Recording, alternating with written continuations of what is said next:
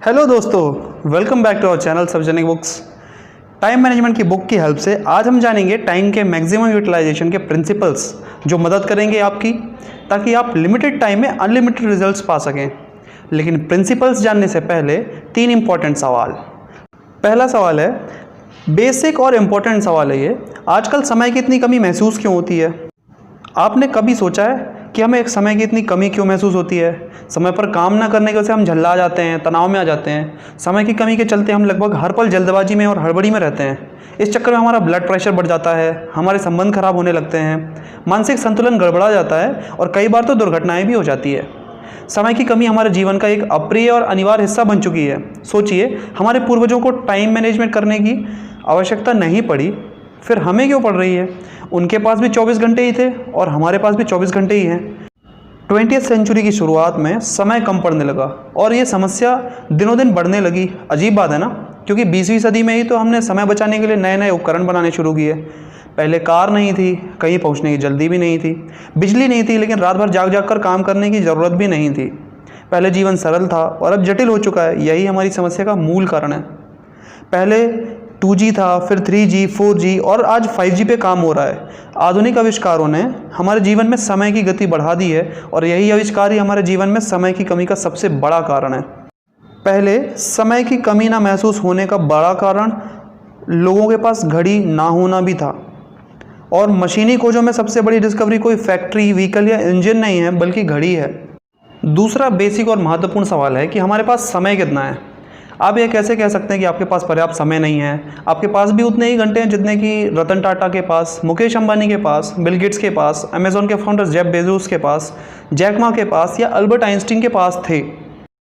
ईश्वर ने सुंदरता कम या ज़्यादा दी है, बुद्धि भी कम ज़्यादा दी है, दौलत को किसी को कम किसी को ज़्यादा दिया है, परंतु समय सबको बराबर दिया है। एक दिन में 24 घंटे।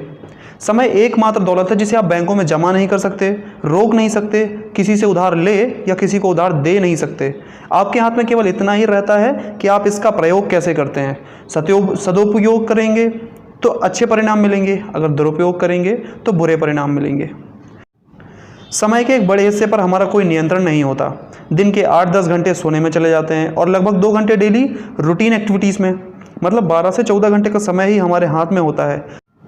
लगभग 40% समय हमारे नियंत्रण से बाहर होता है। शेष 60% समय ही नियंत्रित किया जा सकता है। समय एकमात्र ऐसी चीज़ है जो सीमित है। अगर आप दौलत गंवा दें, घर गंवा दें तो उसे पुनः हासिल कर सकते हैं, परंतु अगर आपने समय गंवा दिया तो वह दोबारा नहीं मिल सकता।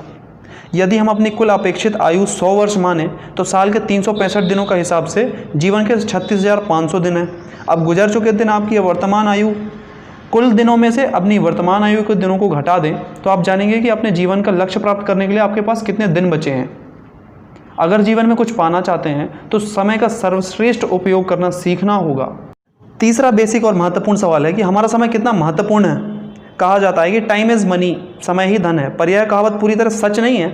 समय सिर्फ संभावित धन है। अगर आप समय का सदुपयोग करते हैं तभी आप धन कमा सकते हैं। आपके 1 घंटे का मूल्य आपकी आमदनी को भाग दीजिए आपके किए गए काम के घंटे से।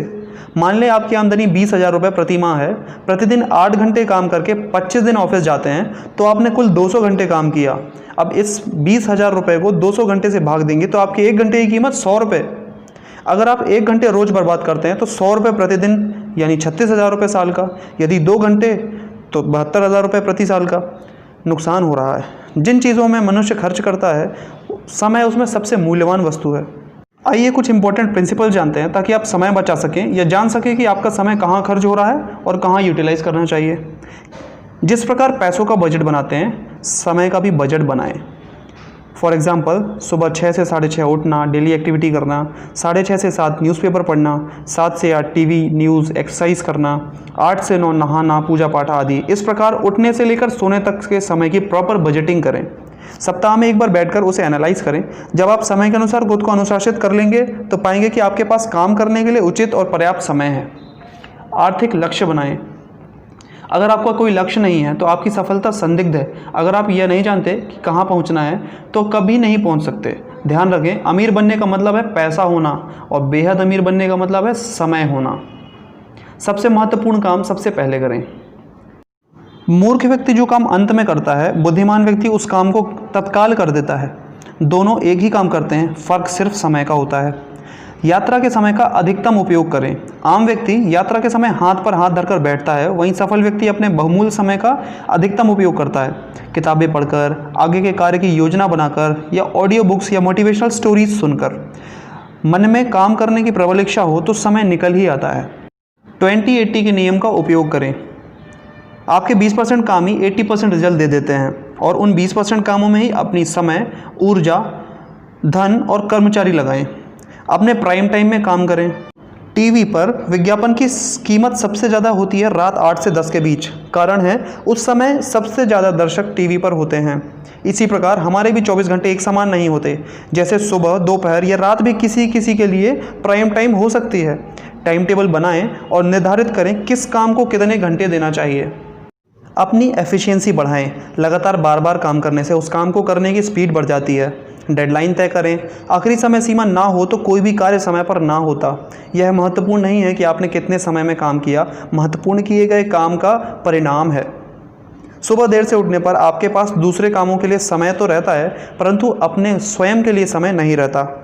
दोस्तों, इसी प्रकार के 30 सिद्धांत दिए गए हैं किताब में, जिसे पूरा पढ़ने के लिए आप स्क्रीन पर दिए गए नंबरों पर ऑर्डर करके मंगा सकते हैं या फिर डिस्क्रिप्शन में दिए गए लिंक से भी मंगा सकते हैं। वीडियो कैसा लगा कमेंट करके ज़रूर बताएं। चैनल को सब्सक्राइब करने के लिए, वीडियो देखने के लिए आप सभी का धन्यवाद।